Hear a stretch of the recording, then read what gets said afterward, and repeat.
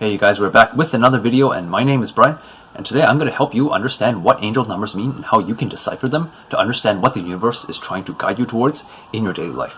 So, getting straight into it, starting off we're going to go with 1, 2, 3, and so for the number 1, the way I like to think about it is it's a path from one end to the other, right? If you look at the number 1, it's very straightforward, right? It's very straightforward. It's like from one point to another, and there's nothing that's really in the way. So to me, 1 symbolizes that the path ahead is clear. There are no obstacles that are preventing you from getting from one point to the other, and there's only really one direction for you to go in, as determined by the number 1, right? It's very straightforward, and it's just like, go in this direction. There's no obstacles in the way.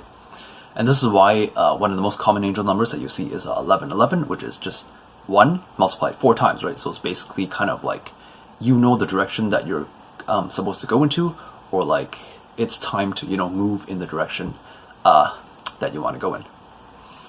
For me, the next number is 2, and the way you can think about 2 is that compared to 1, it's not as straightforward, right? So the number 2 is like a small loop, and then you go to your destination. So you can kind of view 2 as like maybe there's a small detour, right? That you need to go through in order to get to your destination. 2 can also represent balance, but then the way that you want to view it is this balance is rather precarious, right? So for example, if you have a seesaw and you have 2 objects on the seesaw, if any one of those objects were to not be on the seesaw, right, all of a sudden the balance is disrupted.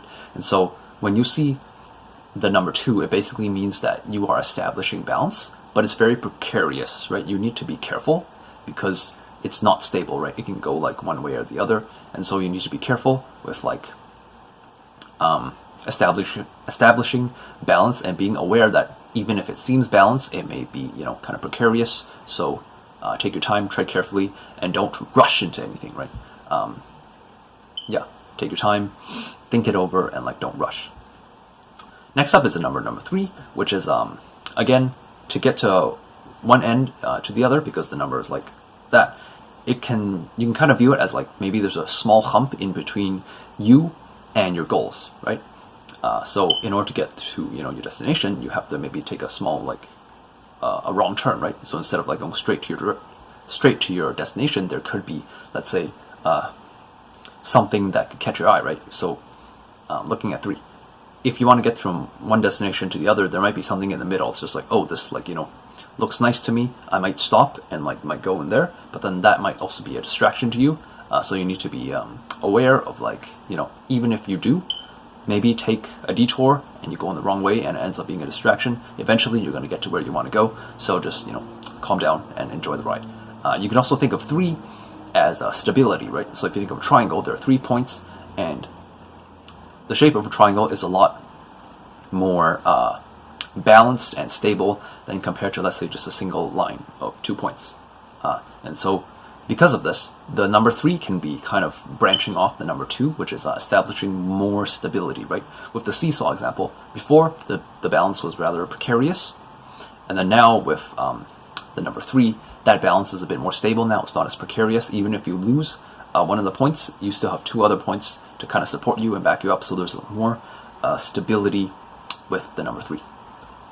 Okay, moving on to the second set, which is the numbers 4, 5, and 6. So number 4, again, also releases stability, except this stability is more oriented towards long-term stability. So the way you can think of it is that 4 points, right? So with the number 4, there's 4 points, and it forms a square, and this square is very stable, right?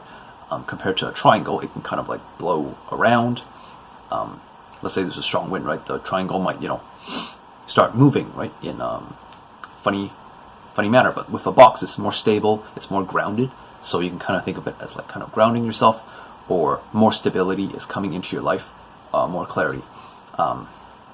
Another way you can think of it is the number 4, right? So starting from the bottom of the number, if you go like this, basically in order to get from one point to the other, it's not as straightforward as you think. So first you have to go up, and you bump your head, then you go this way, you bump your head again, then you get to where you want to go. So even though you might want to go in a certain direction, where you actually are supposed to go is correlated to the number 4, right? So you want to go like this way, you want to go up. In reality, you're supposed to go sideways, and so as a result, that's why the number 4 makes you go this way.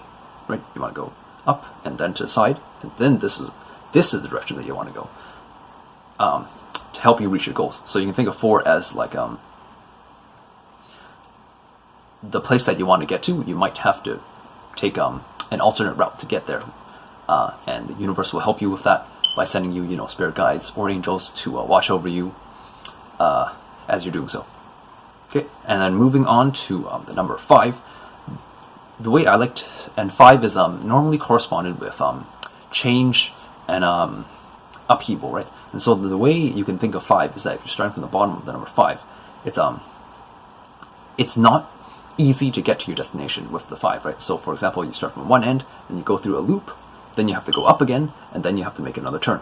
And so in order for you to get, this is why it represents change, because it's like in order for you to get to where you want to go, you have to go through a lot of detours, right? You have to go through a loop, you have to go up, then you have to go to the side, and then you finally get to where you want to go. So there's a lot of detours to get to where you want to go, which is why the number 5 represents change. Which is why if you see 555, it probably means that a lot of changes are going to happen in your life. It doesn't mean you necessarily have to change. It's just like things in your surroundings might change. There might be a lot of detours to get you to where you want to go. And lastly, number 6. The easiest way you can think of the number 6 is that the 3 numbers, which is 666, right? So a lot of people, especially the Bible and Christians, they associate the number 666 with like, demons and Satan, right? But the way I like to think about it is that if, let's say, demons and Satan exist, right? The number 6 is associated with that. Well, then what is the opposite of that, right? So the opposite of Satan or demons is like, God and angels. And so the number 6, to me, represents spirituality, right? It represents the realm of like, the demons and the angels, God and Satan, right? So it's a very spiritual number. It relates to the spiritual realm. And if you see the number 6, it basically means that you should pay attention to the existence of the spiritual realm that could be guiding you, right? Be aware that there are forces beside what you see on the physical plane that could be helping you in your life, which is why 6 to me is a very spiritual number. It means like, you're tapping into your spirituality, and you're being more aware of things that can't be perceived with your physical 5 senses. Okay, and then moving on to the last set, which is the numbers 7, 8, and 9. So the number 7 basically means you are almost to where you are at your destination. So if you look at the number 7, right, in order for you to get to your destination, it's just like you go up 1, and then you just make a small turn this way, and then you're there, right? So you just have to make a small turn in order to get to where you want to go. So 7 could also be, that's why 7 is perceived as a lucky number. It's almost like you're almost there, just take one small turn, and then you're going to be there, and then congratulations, right? It's like you're almost there. It's almost like a number of encouragement, almost, from your spirit guides. And I like to tie the number 7 in with 6 as well, because two of the most common numbers that I see the most is 606 and 707, right? These always, they always appear to me almost congruently, right? So it's almost always that if I see the number 606, I will also see the number 707. So it's almost like 606 is telling you to be aware of the spiritual realm and things, and like synchronicities, and then 707 is like, congratulations, you are now aware of these things.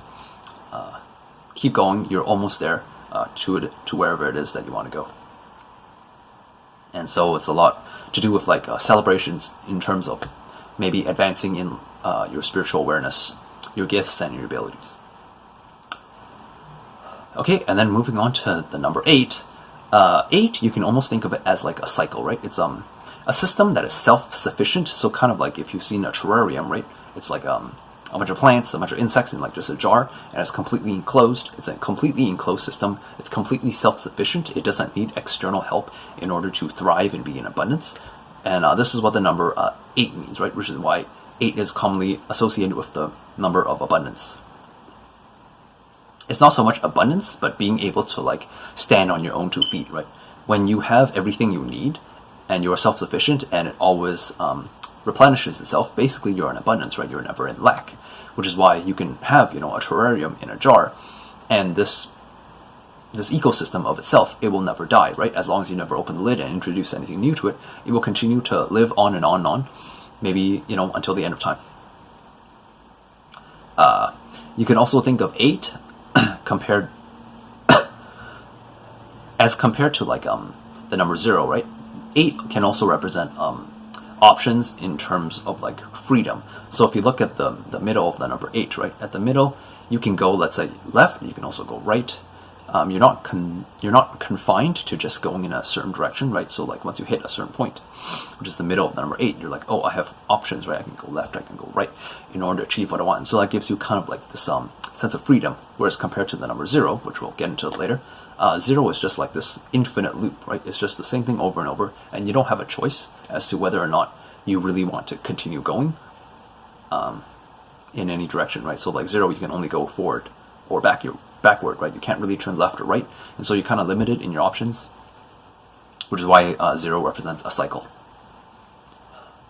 And lastly, which is the last number, which we're going to look at, is the number 9, which to me symbolizes breaking out of a cycle and starting a new one. So you can look at the number 9 as the number 8, except it's missing a part of the number 8, right? So the number 8 looks like that, and then so 9 just looks like kind of like half of it, right? But then it's missing like this part of the loop, which if you were to complete it, then it would turn into number 8.